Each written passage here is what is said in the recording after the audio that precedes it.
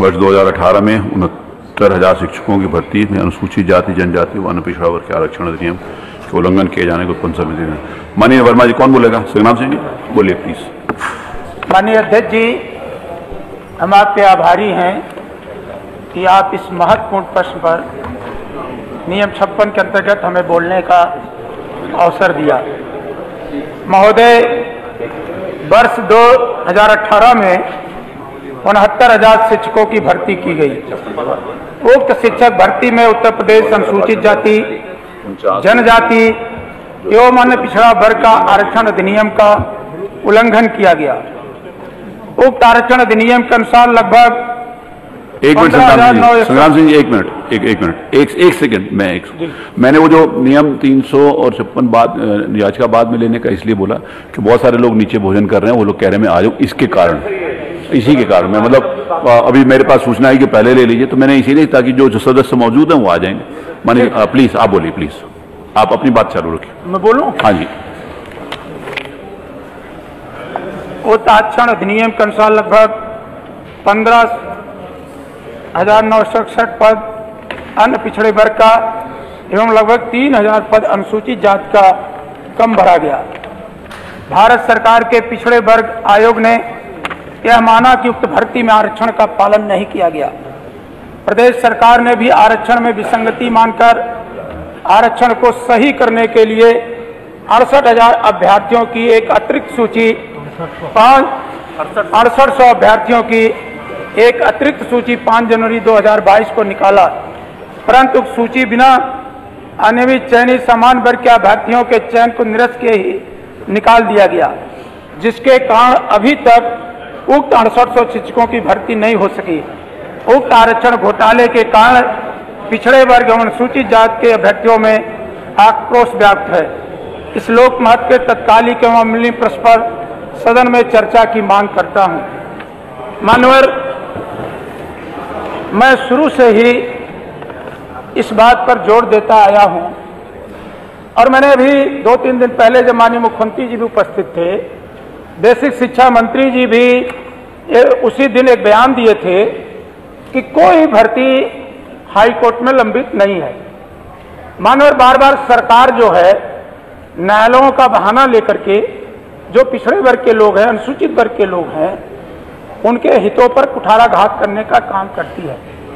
उसी उस प्रकरण में जब ये शिक्षक भर्ती का मामला आया था मानवर, और लगभग 3 वर्ष से ज्यादा हो गया मानवर, और जब इसकी अनियमितता को लेकर के लोग भारत सरकार का, जो आदरणीय मोदी जी की सरकार ने पिछड़ा वर्ग आयोग को संवैधानिक दर्जा दिया था, मानवर ने उस आयोग ने अपनी रिपोर्ट प्रस्तुत किया कि हाँ, उत्तर प्रदेश में जो ये शिक्षक भर्ती हुई है, उस भर्ती में पिछड़े और अनुसूचित वर्ग के छात्रों के साथ अन्याय हुआ है।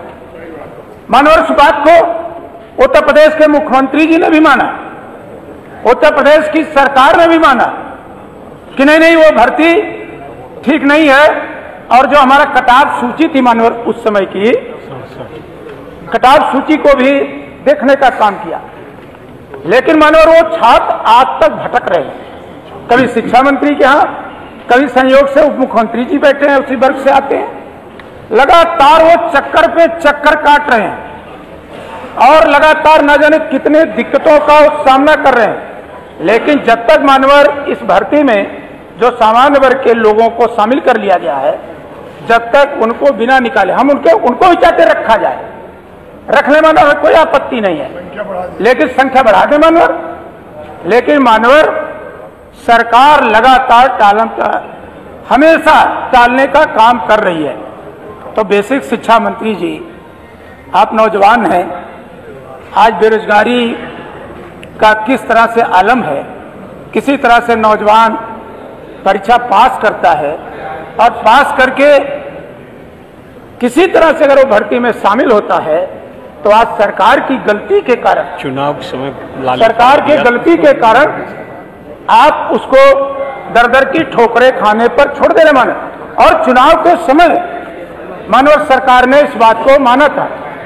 मैं मानवर आपसे अनुरोध करता हूं कि बेसिक शिक्षा मंत्री जी बैठे हैं, अब ज्यादा, आप 3 साल से ज्यादा हो गया, अब आप किसकी रिपोर्ट का इंतजार कर रहे हैं? और जब भारत सरकार के पिछड़ा वर्ग आयोग ने इस बात को मान लिया, उत्तर प्रदेश की सरकार ने इस बात को मान लिया, और आपने खुद इसी सदन में बयान दिया और आपने कहा कि न्यायालय में, और उसी दिन मुख्यमंत्री जी ने कहा कि उत्तर प्रदेश में कोई भी भर्ती न्यायालय में विचाराधीन नहीं है। इस तरह से आप विरोधाभास, मैंने तो मुख्यमंत्री जी के सामने कहा था, दिखाया भी था कि 15 जुलाई को आपने खुद बोला है कि कोई भर्ती हाईकोर्ट में, आज तो ज्यादा से ज्यादा भर्तियों को आप हाईकोर्ट में आपका पड़ी हुई है, और आपकी लचर पैरवी के कारण, माननीय शिक्षा मंत्री जी, आपकी लचर पैरवी के कारण पिछड़े और दलित वर्ग के छात्र आज दर दर की ठोकरें खा रहे हैं। कम से कम आप उनके हितों को ध्यान में रखते हुए मानवर, मैं आपसे अनुरोध करता हूं मानवर कि इस गंभीर विषय पर मानवर चर्चा करा, आप चर्चा करा दें और कोई दिशा निर्देश आप जारी कर दें मानवर, कि जब इस तरह की दिक्कतें हैं लोगों के सामने, तो सरकार आखिर इतना समय क्यों लगा रही है? तो मानवर, मैं इस पर चर्चा कराने की मांग करता हूं। और दूसरे हमारे सदस्य जी बोलिए, संदीप जी हैं, पूजा सरोज जी हैं, सब एक मिनट का समय दे देंगे, लोग अपनी बात। संदीप जी बोल रहे हैं, सरोज जी को एक बोल। माननीय अध्यक्ष जी,